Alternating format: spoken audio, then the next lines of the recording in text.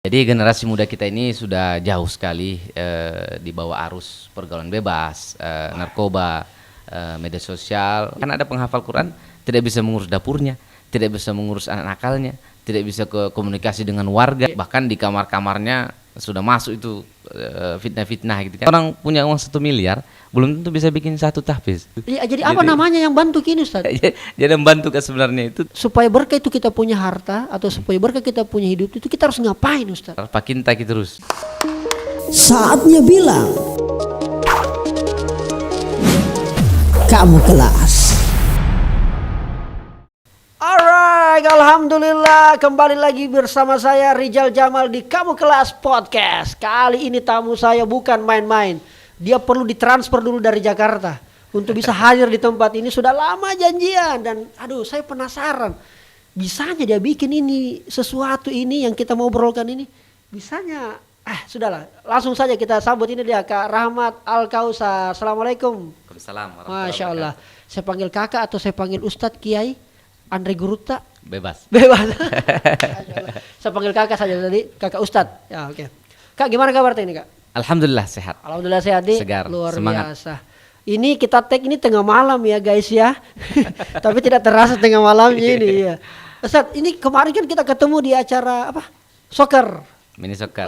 Mini soccer. Tiba-tiba saya berinteraksi dengan beliau. Ternyata beliau adalah penonton setianya podcast Kamu Kelas. Terima kasih banyak pertama Ustadz saya sampaikan.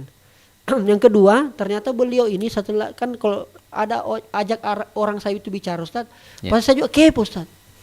Kenapa bisa kita tahu, kenapa kita menonton dan kita ini siapa? Ini orang di depan saya Kak Rahmat ini adalah founder dari Rumah Tahfiz Gratis. Cocok namanya. Ada memang gratisnya Ustadz? Iya. Memang tahfiz gratis Al-Kausar. Itu bagaimana ceritanya Ustadz? Saya tidak masuk di kepala aku itu gratis Ustadz. Yang namanya pesantren Ustadz, yang namanya pondok itu butuh biaya. Baik. Ya kan? Apalagi ini santrinya katanya udah ratusan Ustadz ya. Iya. Alhamdulillah. Berbagai macam daerah. Cabang udah berapa lagi Ustadz? Terupdate terakhir ini. 27. Alhamdulillah. Kemarin kita ketemu 25 Ustadz. Tiba-tiba ini 27. Iya. Saya kurang tahu kalau bulan depan ini bertambah lagi.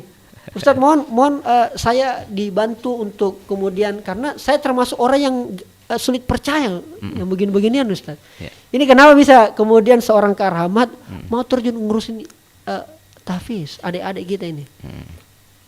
Baik, alhamdulillah saya terima kasih kembali diundang di tempat ini yang luar biasa. Saya sering diwawancara juga sama wartawan di TV nasional, media cetak dan elektronik online. Tapi ini berbeda. Jadi saya senang sekali. Amin. Ini Deddy Corbuziernya ini Makassar. Weh, close the door. Close the door. Jadi alhamdulillah luar biasa. Ya semoga menginspirasi orang-orang di Makassar. Amin. Karena bisa tonjol orang Makassar bisa tonjol orang Bugis lah di Jakarta, bikin sebuah gerakan yang dimotori oleh anak-anak muda. Tim-tim saya anak muda semua. Dan kita betul-betul 100% gratis dan tanpa open donasi. Sorry Ustaz. 100% gratis. Itu biasanya bahasa marketing Ustaz. 100% gratis, bahkan kita biayai, kita nikahkan. Makin tidak percaya saya ini Ustaz. Aduh. Serius ini Ustaz? Serius. Alhamdulillah. Nah, terus Ustaz, perjalanannya kapan sebenarnya kita mau mulai ini dan kenapa? Gitu. Baik. Jadi saya mulai gerakan ini di tahun 2016 atau akhir 2016 lah. Jadi betul-betul aktif itu 2017. Ya, kita mulai kecil-kecilan lah. Nah, tapi karena sering berjalan waktu, ya namanya ala bisa karena biasa. Bertambah 1 cabang, 2 cabang, 3 cabang, ya tanpa terasa di tahun ke-6 ini sudah 27 cabang. Nah, dan semua tidak ada franchise. Satu komando. Satu dari kita semua. Alhamdulillah dari saya semua. Ada juga waktu tak urus itu. Nah, itulah keberkahan waktu. Yang orang kira mungkin satu tempat saja dia pusing. Ini 27 cabang sama rasanya satu tempat. Nah, saya saja nih Ustadz, kalau ada 3 agenda bersamaan, pusingnya minta ampun Ustadz. Bagaimana caranya supaya tidak ada yang dikorbankan? Ternyata ujungnya ada yang dikorbankan. Kita ini Ustadz Alhamdulillah. Tidak ada yang diperancaskan Nggak ada. ambil miko ini kau ke toseng.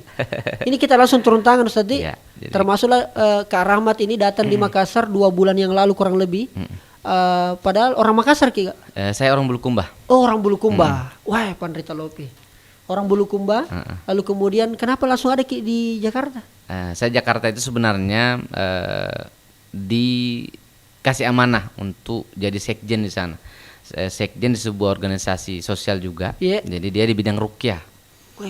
Ruqyah di nasional lah. Jadi senang dikasih amanah begitu. Jadi saya tinggal di Jakarta, fokus urus itu. Ya alhamdulillah terbentuklah kenalan komunitas dan sebagainya. Jejaring sudah kayak kampung kedua di Jakarta itu, Jabodetabek lah. Ya, bukalah 1 cabang, 2 cabang. Karena sudah banyak cabang ya saya izin pamit. Jadi mengundurkan diri di sekjen itu. Ya. Artinya prioritas lah. Ya, jadi fokus mengurus ini, ya alhamdulillah. Justru inilah yang membawa saya bisa sampai ke titik ini, dan di Makassar sudah 7 cabang. 7 cabang. Nah, dan akan bertambah lagi insya Allah setelah Lebaran ini. Memang perlu ada cabang-cabangnya ya Ustadz ya? Sangat perlu. Yang tapis begini. Kenapa nggak terpusat saja Pak Ustadz? Karena kalau terpusat, yang pertama terlalu banyak isinya santri. Karena satu pengajar itu maksimal sebenarnya harus hanya bisa mengcover sekitar 20-an santri harusnya. Itu kualitasnya bagus. Nah, jadi dan satu tempat ya kalau terlalu sesak kan kasihan. Dan tidak akan bisa mengkader. Tidak akan bisa melihat skillnya. Seorang pemuda-pemuda ini tidak akan kelihatan skillnya. Nah, jadi di cabang ini saya kirim anak-anak yang sudah 3 tahun, 2 tahun, yang sudah memang tahu luar dalamnya. Kan ada penghafal Quran tidak bisa mengurus dapurnya, tidak bisa mengurus anak nakalnya, tidak bisa komunikasi dengan warga. Nah, jadi ketika dia sudah ada potensi dia jadi pemimpin, saya langsung jadikan dia wakil misalnya. Belajar dulu, belajar, lama-lama dia jadi pimpinan. Nah, ada yang saya bawa dari Bogor ke Bulukumba Sulsel, itu cabang ke-20 saya di Bulukumba, kampung halaman. Yang sudah matang begitulah kira-kira. Ya. Kita urus ke cabang ini. Betul. Nah, yang sudah menikah kita kasih tempat. Nah, justru saya tidak prioritaskan di satu tempat tinggal. Nah, jadi tidak bangun rumah sama sekali. Jadi justru kalau saya bangun tempat, ada anak-anak santri yang menikah dengan santri akhwatnya, perempuannya, saya kasih tempat itu. Saya ke tempat lain supaya berkembang lagi nih. Karena kalau nyaman di satu tempat tidak ada pengembangan sama sekali. Nah, jadi di sini pun alhamdulillah saya lama-lama di sini semoga bisa seperti di Jawa Barat atau dan Jawa Tengah juga sudah ada. Masya alhamdulillah. Allah. Jadi begitulah kira-kira kenapa perlu banyak cabang, karena itu tadi supaya kaderisasi terbentuk. Dan yang paling penting adalah soal saya sih melihatnya ini syiarnya. Betul. Saya ini melihat syiarnya. Saya juga kan pernah mencoba-coba hafal Ustaz. Remo-remo kita menghafal susah. Tapi mungkin faktor karena memang saya awalnya memang tidak terlalu ke sana. Mindset awalnya memang saya lebih ke bahasa Arabnya, ke bahasa Inggris, pokoknya ke bahasa asing lah segala macam. Nah, itu tadi Ustaz yang belum terjawab sebenarnya adalah apa yang langsung mengilhami atau tergerak bikin gerakan ini deh. Terinspirasi Ki. Apakah memang melihat Indonesia darurat hafiz? Kenapa orang mesti menghafal Quran? Contoh Ustaz, saya pernah dengar beberapa ilmuwan menjelaskan apa segala macam. Bahkan dia termasuk orang yang tidak setuju kalau penghafal Quran itu diberikan keistimewaan. Salah satunya diberikan contoh, saya kurang tahu kalau saya di kampus saya ini Ustaz. Pernah saya dengar perguruan tinggi negeri memberikan beasiswa kepada santri atau kepada calon mahasiswa yang bisa menghafal Quran. Padahal ini kampus negeri, bukan kampus basicnya agama. Betul. Dikasih gitu apa segala macam. Terus harusnya tidak boleh, disamaratakan dong. Ya kan? Apalagi itu hafalan. Yang paling penting daripada Al-Quran itu adalah mentadaburi, mengamalkan dan sebagainya. Buat apa sih dihafal? Sampai ada begitu Ustaz. Nah, mungkin kita pahami maksudnya siapa yang saya maksud ini. Cuma enak diseburannya Ustaz.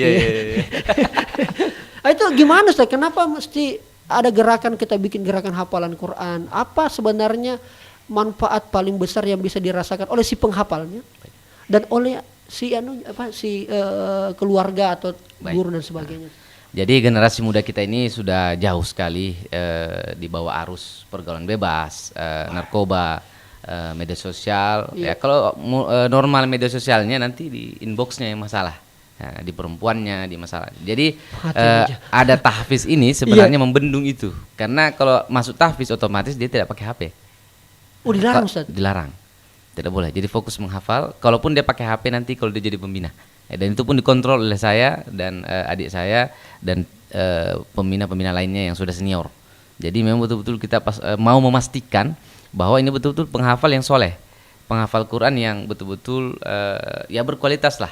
Karena banyak juga jangan sampai dia kelihatannya bagus, jangan sampai justru merusak di belakang. Adalah kasus-kasus yang aneh-aneh yang muncul begitu. Jadi kecemasan itu yang muncul sebenarnya. Saya mau anak-anak muda ini ada wadah, ada tempat untuk dia tidak terbawa arus. Jadi kalau ada kejadian bencana misalnya, ini skocinya lah. Walaupun gerakan kecil, tapi semoga saja yang kita selamatkan itu orang-orang yang nanti akan menyelamatkan banyak orang juga. Jadi tagline saya mencetak 1000 penghafal Al-Quran. Kalau saya bukan kaderisasi, berhenti di 1000.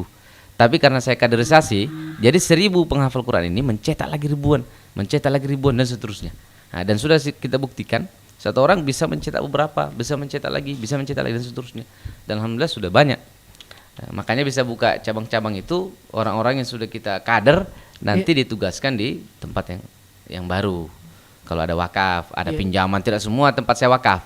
Jadi tempat pinjaman itu sebagai batu loncatan. Bahkan ada yang kita sewa. Di kontrak begitu maksudnya? Kontrak. Ada juga. Ada sampai 6 tahun di kontrak. Di Kota Wisata Cibubur itu kita kontrak sampai 40 jutaan setahun. Belum karena perumahan elit, belum IPL-nya mahal, biaya listrik airnya juga mahal. Tapi karena memang semangat ini tinggi untuk bagaimana supaya tambah banyak kader ini, jadi kita harus terus menambah. Menambah. Karena kalau bertumpuk di satu tempat anak-anak yang bagus skillnya, itu 3 misalnya orang bagus, 2 ini tidur. Maksudnya tidurnya karyanya tidak ada karena merasa sudah ada yang ini. Ada yang beliau. Betul, ada yang beliau. Betul. Nah, saling harap. Nah, ketika saya sebar, kelihatan semua. Jadi berlomba-lomba dalam kebaikan. Mereka punya karya sendiri.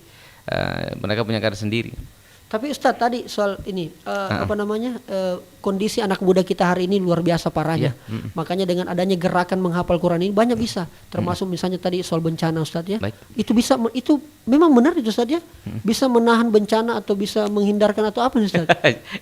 Jadi alhamdulillah juga kita ini ada siaga bencana juga kita ini. Jadi ada timnya. Ada tim siaga bencana juga, dan tadi itu analogi sebenarnya bahwa sebenarnya kita seperti menyelamatkan anak muda sekarang karena sudah merata lah kerusakan di di kaum muda ini. Bahkan di kamar-kamarnya sudah masuk itu fitnah-fitnah gitu kan. Jadi walaupun dia sesoleh bagaimanapun, dia akan sulit terhindar dari godaan-godaan perempuan, pergaulan. Bahkan banyak mantan santri yang ini, makanya berangkat dari situ karena banyaknya mantan santri yang ketika keluar, dan saya juga pernah merasakan jadi mantan santri. Kalau dari santri justru itu yang bahaya. Makanya saya buat tingkatannya. Jangan setelah dia keluar ditinggalkan. Justru setelah dia menghafal Quran harus ada jenjangnya, dia harus membina. Jadi bukan saya paksa dia untuk mengabdi, bukan. Jadi saya berikan mereka doktrin bahwa kamu itu mencari pengalaman, menciptakan pengalaman. Jadi mereka mau. Nah, setelah itu kita kalau mau nikah kita siapkan di sini. Nah, mau bisnis juga ada. Sudah ada bisnisnya. Kamu mau kendaraan operasional juga ada, ya kamu mau malas. Nah, bilang orang Makassar. Betul. Nah, jadi dia mau malas kalau dia tidak mau bertahan. Tapi kan yang menarik ini Ustaz, tadi misalnya dilarang bawa HP. Oke lah, itu umum kita ketahui memang demikian supaya fokus, tidak terganggu dengan berbagai macam manusia. Tapi di sisi lain Ustaz, berarti mereka tidak update dong dengan perkembangan teknologi. Dengan era, Anda bilang anak-anak di Makassar, era kekinian, era zaman now. Tidak update Ki. Berarti kampungan dong. Itu gimana itu Ustaz? Jadi sekarang itu yang bahayanya mereka tidak siap dengan media sosial. Jadi kalau sudah siap ada waktunya. Nah, kalau dia sudah matang, sudah bagus, sudah bisa tahu mana yang buruk, mana yang baik. Literasinya. Ya, sudah tahu mana yang buruk, mana yang baik, ya sudah kita kasih HP, koordinasi begini cara media sosial deh. Orang itu akan lihat dari media sosialmu, dari foto profilmu, dari apa yang kamu posting, storymu, itu menggambarkan siapa kamu sesungguhnya. Nah, jadi kita perhatikan sampai di situ. Iya, Bukan hanya lepas itu anak-anak, karena pasti ketahuan itu nanti dia idolanya siapa. Nah, karakternya pasti begitu. Dia akan ikuti idolanya. Nah, jadi bukan menghalangi mereka dari update, tapi menyiapkan mereka untuk nanti tidak terbawa arus ketika main media sosial. Oke, jadi disclaimernya ini nice people guys, bahwa bukan kemudian santri ini anti teknologi, tidak Ustaz ya? Bukan. Anti perkembangan zaman, tidak. Tetapi disiapkan dulu, siap mi mindset, siap mi mental, baru kemudian begini caranya, dikasih pemahaman literasi. Yang paling penting kuat dulu pemahaman agamanya, begitu kalau kira-kira Ustaz. Masya Allah, Ustadz, ini kan gratis dari mana uangnya Pak Ustaz? Maksudnya bagaimana caranya kemudian bisa kita biayai? Kan pasti pakai biaya Ustaz. Betul. Tidak mungkin hanya kita berdoa Ustaz. Iya. Ya Allah biayai, kan tidak mungkin Ustaz. Pasti ada. Maksudnya boleh nggak dicerita sedikit inspirasi Ustaz? Maksudnya boleh sekali. Kenapa bisa kan selama ini saya lihat Ustaz bahwa ya banyak mengandalkan biasanya mohon maaf ya, itu ya kita deh, kita kan bisa donasi. Pasti banyak yang peduli kalau urusan beginian. Betul. Mohon maaf ini sekali lagi ya, saya disclaimer. Ini tapi banyak cabangnya, 27 sekarang terupdate dan gratis, santrinya banyak, ada yang dinikahkan dan sebagainya. Pengelolaannya ini gimana sih? Ini orang pasti tanya-tanya nih, bagaimana mungkin dia bisa kasih gratis ke Rahmat ini? Jadi di mana-mana kalau saya ketemu orang pasti tanya bagaimana? Iya. Dari mana? Bagaimana membiayai sebuah tahfiz sehingga bisa begitu? Karena kalau dia hitung itu bisa miliaran. Iya betul. Belum makannya, belum ininya. Jadi sebenarnya kita kalau orang Bugis itu, Bugis itu sebenarnya tinggi siriknya. Waduh. Nah, tinggi siriknya, maksudnya malu lah. Kalau itu kita tanamkan sebenarnya, itu bisa semua seperti ini. Nah, jadi hanya mindset saya dirubah. Jadi kalau memang awal kita manja sedikit-sedikit, kita harus open donasi, itu sebenarnya tidak sehat. Nah, jadi memang open donasi tidak sehat. Kalau menurut saya, kita. Tapi ada memang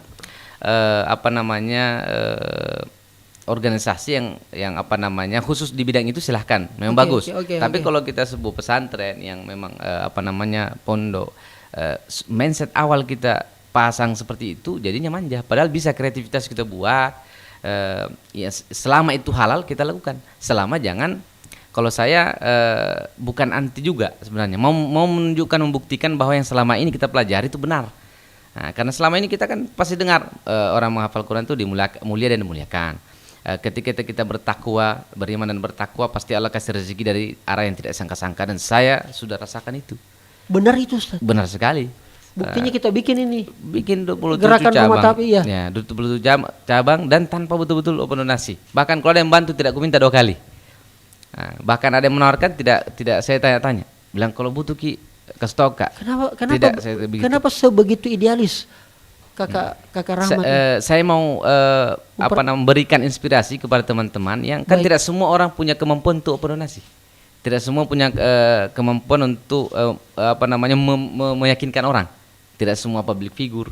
Nah, jadi banyak orang-orang di luar sana mampu hebat, tapi dia tidak yakin. Nah, dia tidak yakin, makanya alhamdulillah banyak yang kita bertemu. Saya di Makassar, alhamdulillah banyak kita ngopi dan segala macam. Itu semangat bikin, sudah ada 4 cabangnya. Ada yang awalnya berbayar justru minus. Kita yakinkan, saya hanya butuh semangat saja. Ternyata dia bisa bahkan lebih bagus lagi, banyak dananya. Karena saya pikir saya tidak open donasi juga cukup. Kenapa harus open donasi? Kalau saya, bukan berarti open donasi itu buruk, tidak. Cuma kalau kita orang Makassar ya tidak tenang hidup tak. Kalau sebenarnya kalau kita mengandalkan itu, karena sedikit-sedikit kita pasti dibilang kamu hidup dari donasi. Nah, pasti barang-barangmu itu dari hasil donasi dan seterusnya. Tapi oke lah, berarti yang saya tangkap ini Ustadz, para donatur ini bisa saya katakan begitu tadi apa? Saya sebenarnya hilangkan kata donatur. Aduh, ini apa? Bahkan saya dari takut kesebutin Ustadz. Iya, apa bisa sebut paling ini? Penyumbang. Jadi itu saya hilangkan kata-kata begitu. Iya, jadi apa namanya yang bantu kini Ustaz? Jadi membantu sebenarnya itu tidak ada kata-kata begitu, teman, sahabat. Oh begitu Ustaz? Iya. Tidak ada judulnya? Tidak ada judulnya. Jadi bahkan ada yang melihat saya di media sosial, tidak ada nomor rekening, cari gimana nomor rekening kita ini. Itu masukku. Jadi bilang bahkan dia kasih saya mobil karena lihat saya tidak open donasi. Ada mobil carry itu sering dipakai santri. Itu orang Jakarta. Lihat saya di Facebook, dia inbox. Ustaz, saya lihat, saya senang sekali nih, barusan ada tahfiz, tidak pernah open donasi. Nah, itu sebuah kebanggaan tersendiri. Mungkin teman-teman banyak mau lakukan, tapi ketika dia jalan tidak tahu caranya. Alhamdulillah saya sudah Allah kasih tahu caranya, kasih tahu caranya, dan tidak menutup juga bantuan. Tentu pasti tidak semua dari bisnis, tidak semua dari ini. Ya sudah dari mana-mana mila itu betul. Bantuan-bantuan datang, tapi tanpa kita minta. Justru Allah yang gerakkan mereka, biar saja Allah yang gerakkan. Kita bekerja saja. Kita bekerja bikin sesuatu yang mengundang itu. Contoh contoh yang kita bikin sesuatu sehingga mengundang kemudian orang mau support gerakan teh ini, Ustaz? Nah, pertama, betul-betul kita buktikan bahwa betul-betul banyak penghafal Quran. Pertama, kegiatannya jelas. Santrinya berprestasi. Itu bisa cabang-cabangnya itu bisa diukur itu, Ustaz, ya? Bisa diukur. Jadi dan itu jadi track record bagus. Justru Zarinda kemarin kasih saya rumah itu karena lihat kegiatan selama ini berjalan. Kita upload di media sosial, ya, upload media sosial sebagai sebenarnya membangun trust, membangun kepercayaan kepada masyarakat, kaum muslimin. Karena banyak yang mau kasih wakaf, mau kasih pinjaman tempat, dia tidak yakin. Bahkan dia bilang kayaknya tidak bisa jalan. Bahkan kami pinjam rumah itu tidak menyusahkan yang punya rumah. Jadi kita yang bayar listriknya, kita yang kasih makan santrinya. Mau dia pakai besok, mau dia pakai sebulan ke depan, tidak masalah. Tidak ada akad sama sekali, 1 tahun, 2 tahun, bebas. Jadi kalau mau Pak Akis langsung kita keluar. Banyak cabangku lain. jadi kita pakai gaya-gaya Makassar, Pakinta gitu terus. Gaya Makassar, dia menggunakan gaya Pakinta di dalam membangun rumah tahfiz. Barusan ku tuh dengerin Ustaz bilang begini. Jadi kita mulai apa adanya betul tidak. Pokoknya ada santri, kita adakan lagi, misalnya 4 santri datang, 4 kasur kita beli. Kita makannya kan lebih mahal makanan kalau kita ke restoran. Saya biasa makan di restoran 500.000, santri 300.000 kan makan satu hari mungkin. Kalau saya dari ini, Ustaz, kalau bahasanya anak di Makassar itu kan ini kan modalnya yakin, Ustaz, ya. Ada gitu. Iya. Biasanya anak-anak kan bilang, ayo bikin, ada ini, ada gitu. Kira-kira inilah yang terjadi, Ustaz. Iya, yang terjadi. Ustaz, itu bukan lagi bilang donasi tapi salah lagi. Wakaf, maksudnya Ustaz, tanpa mengurangi rasa hormat saya, Ustaz, apa yang paling betul-betul ada sosok hamba Allah yang kemudian datang di kita terus memberikan sesuatu entah itu apa sehingga kita merasa tidak pernah saya pikirkan ini. Tak terhitung yang begitu. Tidak terhitung. Tidak terhitung. Serius gini, Ustaz? Serius terhitung. Tapi memang saya gayanya memang betul-betul kita tidak bahkan rekening saya itu tidak banyak. Tapi alhamdulillah kalau habis ada lagi. Dan itu tidak ada donatur tetap, misalnya kita ini bulan ini kenapa tidak kirim, Ki? Bulan ini kenapa kita? Dan saya memang sengaja tidak bikin rekening yayasan karena tidak mau open donasi. Dan itu sudah ya prinsip saya. Mungkin ada yang bilang kau itu terlalu sombong, berarti tidak berbadan hukum ini. Ada berbadan hukum dong. Tetap berbadan hukum. Iya, tapi kan harus ada nomor rekening biasa. Tapi saya tidak bikin itu karena itu kan untuk open donasi. Iya. Untuk ini kan. Jadi saya bikin juga itu terima wakaf sebenarnya. Nah, karena kan harus yayasan terima kalau wakaf tempat, lokasi gitu kan. Harus ada persyaratan administrasi. Betul, administrasi. Jadi sebenarnya yang seperti ini nanti kita rasakan baru tahu ternyata tidak seperti itu. Keberkahannya banyak sekali. Kalau keberkahan itu saya kasih contoh, orang punya uang 1 miliar belum tentu bisa bikin 1 tahfiz. Tapi mungkin kalau kita mengandalkan keberkahan 100 juta bisa membuat beberapa tahfiz. Bahkan saya tidak pernah mungkin di rekeningku ada 1 miliar. Tidak pernah. Tidak pernah juga dia ratusan juta tidak. Tapi alhamdulillah kan bisa sampai 27. Membangun 2 tahun ini kita membangun terus setiap pekan gaji tukang. Kegiatannya anak sangat banyak sekali. Kalau ada bencana kita turun. Saya turun bersama santri dan tidak pun donasi juga. Kita turun bersih-bersih, tidak usah kan biasanya apa kita bawa, tidak. Kita punya tenaga, kita bantu orang bersih-bersih masjid, bersih-bersih rumahnya orang. Nah itu nanti itulah yang membuat alasan Allah kasih kita rezeki. Apa sih definisi berkah menurut kita Kak yang kemudian bisa dipahami? Kayaknya tadi agak sedikit mengganggu saya punya kepala Ustaz. Punya uang 1 miliar, anggaplah saya Ustaz, punya uang 1 miliar, tapi susahnya itu bikin 1 rumah tahfiz, atau paling tidak susahnya itu naik haji atau umroh. Betul. Dan itu Ustaz anggap itu kurang berkah. 100 juta punya, tapi ternyata ada aja bisa kita bikin bahkan lebih. Bisa masjid sudah alhamdulillah sudah banyak. Bisa kita sampaikan Kak secara detail Ustaz, definisi berkah itu kayak gimana sih sebenarnya? Jadi kalau berkah itu walaupun sedikit dia mencukupi. Nah, mungkin saya kan ada 300-an santri lebih. Itu kalau satu hari porsinya kan 930-an porsi setiap hari. Nah, kalau kita hitung-hitung itu tidak masuk akal. Saya punya duit sebanyak itu. 930 porsi makanan. Dikonversi ke rupiah total berapa? Satu cawan bisa banyak-banyak. Anggaplah berapa saya Ustaz? Mungkin uang makan 8 jutaan mungkin. Atau bisa lebih dari itu. Bisa lebih. Oke, 10 juta lah. Ya 10 jutaan. Per hari itu? Iya, per bulan. Untuk makannya, belum untuk yang hariannya. Belum listrik airnya kan 1 juta dan 2 juta. Jadi banyak sekali selain makan itu terlalu sedikit. Yang banyaknya itu operasionalnya. Operasional di luar makan. Iya, di luar makan itu banyak sekali ininya. Dan itu keberkahan itu ada. Jadi mungkin uang yang 500.000 bisa menghidupi banyak orang, kan? Tapi ada orang yang 1 miliar tidak bisa menghidupi 2-3 orang. Jadi begitu sebenarnya mindsetnya. Jadi keberkahan selalu cukup kalau menurut saya. Karena saya rasakan sendiri tidak banyak uang tapi banyak anak-anak makan. Bahkan saya tanya semua santri itu makan semua. Dapat juga JTHR. Nah, adakah anak-anak? Ustadz, maksud saya begini Ustadz. Apa yang kita mau sampaikan ke penonton ini Ustaz, ke pendengar ini, supaya mereka bisa berkah apa yang mereka dapat?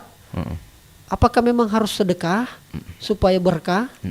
Ditunggu Tommy berkahnya kenapa tidak datang-datang ini? Banyak yang berpikir begitu Ustaz. Ini makanya mohon sebelum saya lanjut ke soal tahfiz Ustaz, ini karena saya menurutku saya belajar keberkahan dari sini tadi Ustaz. Barusan tadi nih Ustaz. Berapa sepersekian detik ini lewat, saya tahu definisi berkah dari tadi yang kita bikin ini sama yang kita jelaskan. Mungkin ada yang lebih, supaya berkah itu kita punya harta atau supaya berkah kita punya hidup itu kita harus ngapain Ustaz? Jadi kalau kita tidak punya harta kan punya tenaga. Punya tenaga, punya pikiran, punya kreativitas. Itu kita gunakan di jalan Allah, pasti akan keberkahan muncul. Nah, kalau kita di sebuah tempat, sebuah tahfiz kita hilangkan di situ maksiat, pasti keberkahan turun. Nah, jadi definisi berkah itu sebenarnya bagaimana caranya agar Allah itu senang kepada seorang hamba. Apakah keberkahan itu identik dengan rezeki? Tidak identik dengan rezeki. Jadi tidak identik. Jadi mungkin 500.000 itu bagi orang tidak cukup. Tapi bagi ketika Allah berkahi harta itu 500.000 bisa mencukupi banyak orang. Bisa mencukupi beberapa tahfiz misalnya, karena berkah ini harta, maka bisa membiayai beberapa tahfiz mungkin. Begitu kira-kira. Begitu kira-kira tadi. Tidak ada pernah apa sih kendala yang paling terbesar yang kita hadapi dalam mengelola gerakan tahfiz gratis ini, Al-Kautsar ini? Kalau saya lihat, karena bukan saya sebenarnya yang bukan saya yang hebat, kan ini betul-betul Allah yang saya merasa sekali bahwa ini betul-betul Allah yang gerakkan. Bahkan kita bertemu ini saya tidak sangka juga. Apalagi saya Ustaz. Masa ada Ustaz seperti kita mau lihat saya kasihan Ustaz. Apa tuh kita nak kurangnya? Jadi tidak ada sesuatu yang kebetulan. Pasti Allah yang kasih ketemu. Ini mungkin nonton lagi sama orang. Iya betul. Ketemu lagi sama siapa saja. Jadi saya memperbanyak relasi, perbanyak teman, sahabat. Justru itulah yang membawa keberkahan di tahfiz. Tanpa harus meminta, ya orang bantu kita. Jadi kan? Mungkin kita betul-betul kita dedikasikan waktu, tenaga untuk berbuat, kita buat bisnisnya, kita buat santri ini betul-betul berkualitas. Nanti keberkahan juga datang insyaallah. Nanti rezeki datang dari mana-mana saja. Tidak mesti banyak tapi mencukupi. Keberkahan pasti selalu cukup. Tapi bukan berarti kendala dan tantangan pasti selalu ada di pasti ada. Saya rasa tidak terlalu banyak. Kalau saya jalani selama ini justru kemudahan yang banyak. Kenapa? Karena memang dijanji. Kalau penghafal Quran itu kan keluarga Allah di dunia. Bukan saya yang jaga sebenarnya. Karena dia orang-orang khusus di dunia ini yang betul-betul menjaga Al-Qur'an. Setiap harinya bayangkan jam 2 sudah bangun sholat tahajud. Nah, doakan Ki. Bagaimana tidak lancar rezeki? Jam 2 bangun. Jam 3 bangun, mungkin cabang-cabang gitu. Jadi hampir setiap hari baca Quran. Makanya kalau masjid baru penghafal Quran isinya jam kiragu makmur. Karena dari pagi subuh mengaji menghafal Quran pagi, istirahatnya cuma jam 10:30 sampai zuhur. Sudah zuhur menghafal lagi. Dan begitu setiap hari. Apalagi kalau tasmi, dia menghafal, ada yang mendengarkan, itu bisa seharian kalau 30 juz. Bisa seharian, bisa 2 hari. Itu keberkahan waktu. Saya juga merasakan keberkahan waktu itu, contohnya mungkin orang kalau berpikir mungkin tidak ada waktu untuk keluarga, tapi alhamdulillah ada juga waktu untuk keluarga. Ada waktu untuk keluarga, semua cabang juga bisa, beberapa cabang juga saya bisa datangi, saya bisa urus, bahkan alhamdulillah bisa terkontrol semua juga ini cabang-cabang. Dan masalah-masalah pasti ada, tapi alhamdulillah selalu ada jalan-jalan keluar ketika ada masalah. Masya Allah. Ustadz, apa sih, saya penasaran sih cerita-cerita santri Ustadz. Ya. Pasti pernah mungkin kita dapat cerita curhat-curhat mereka atau kisah-kisah mereka. Banyak. Ada apa yang paling membekas? Ada mungkin satu momen Ustadz yang kemudian santri ini atau mungkin beberapa santri yang kemudian bercerita atau gara-gara dia masuk di sini akhirnya dia merasa wah ini yang tidak bisa dia lupakan. Ya. Apa cerita-cerita dari santri-santri Ustadz? Kalau cerita santri itu banyak, saya kadang menangis. Jadi saya itu orang susah menangis, tapi ketika saya naik mobil, biasanya saya bawa santri duduk. Disitulah saya tahu mereka siapa biasanya. 2 tahun baru saya tahu karena banyak santri ikut sama saya. Jadi saya tidak mau ada jarak. Dan biasanya kalau ustadz itu susah temani bergaul. Saya kesana di mobil, saya ngobrol. Ketahuan lah ternyata penampilannya rapi, tapi tidak pernah pakai baju lebaran misalnya.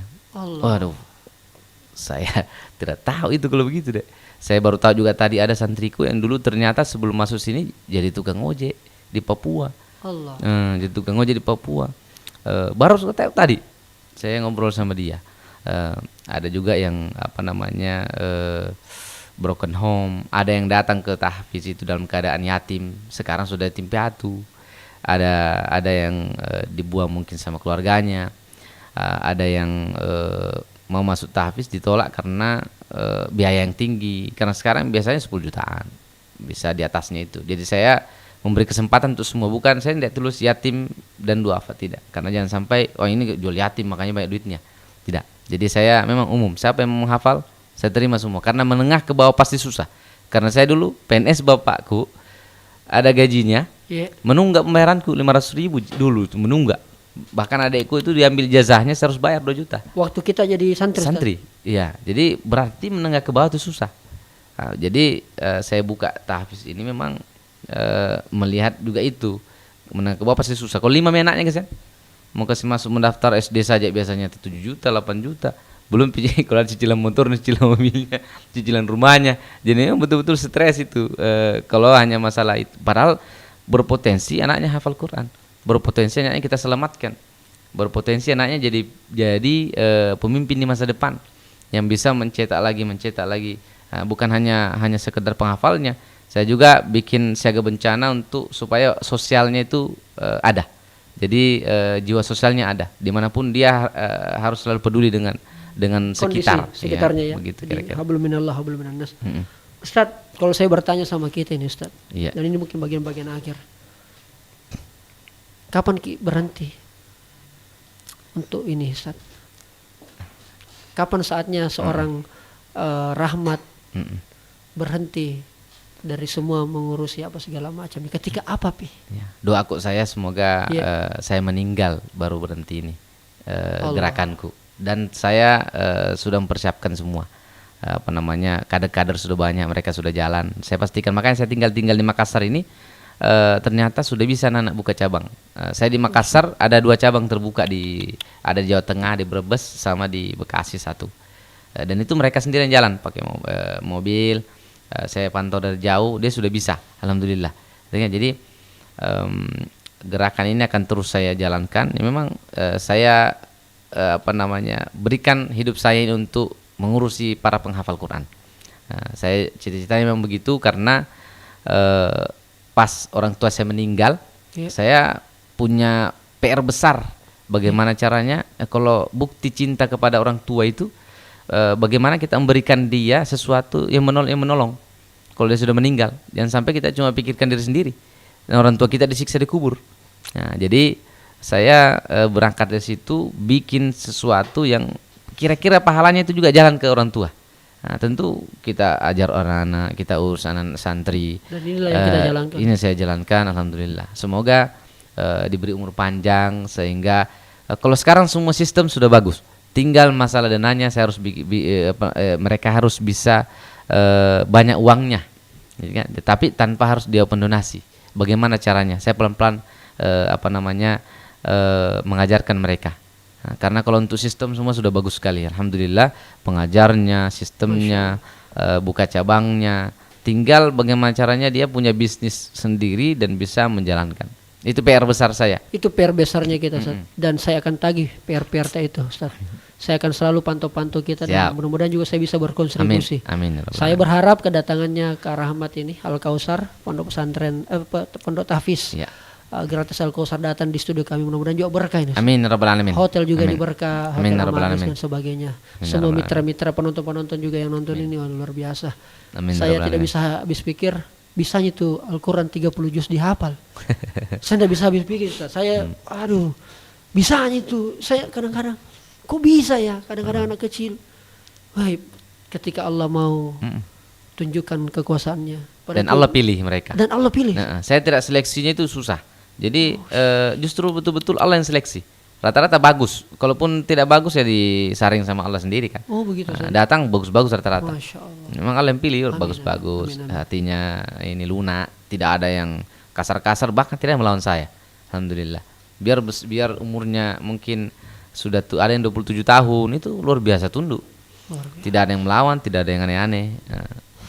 Baik Ustaz, terima kasih banyak Ustaz sudah datang. Sama-sama. Saya terima kasih. Coba nanti akan main-main ke lokasinya langsung. Silahkan. Mau bikin vlog sekaligus juga sebetulnya saya bisa jadi mondok sehari Ustaz. Boleh. Dan coba-coba berusaha mengingat lagi hafalan yang pernah saya hafal Ustaz. Mudah-mudahan teman-teman juga orang Makassar yang ke Jakarta terbuka, silahkan kita bisa Ustaz, ke tahfiz. Luar biasa. Instagramnya saya akan cantumkan di kolom deskripsi dan juga termasuk Instagramnya founder Kak Rahmat ini saya akan cantumkan Instagramnya di kolom deskripsi. Oke, makasih banyak Ustaz. Aduh, sama-sama. Luar biasa menginspirasi sekali. Mudah-mudahan ini adalah podcast Lailatul Qadar. Amin. Sama podcast 1000 bulan. Seperti kita podcast 1000 bulan. Semoga jadi jariah dan banyak termotivasi. Amin ya Allah. Termotivasi bikin tahfiz gratis juga. Semakin banyak kan semakin banyak anak muda yang terselamatkan. Semakin banyak yang terselamatkan. Kata-kata selamat itu tadi. Berarti kita ini terancam belum selamat guys ya. Masya Allah. Tapi mudah-mudahan berkat doa atas semua, mudah-mudahan ini bisa berkembang. Saatnya bilang kamu kelas. Saatnya bilang kamu kelas.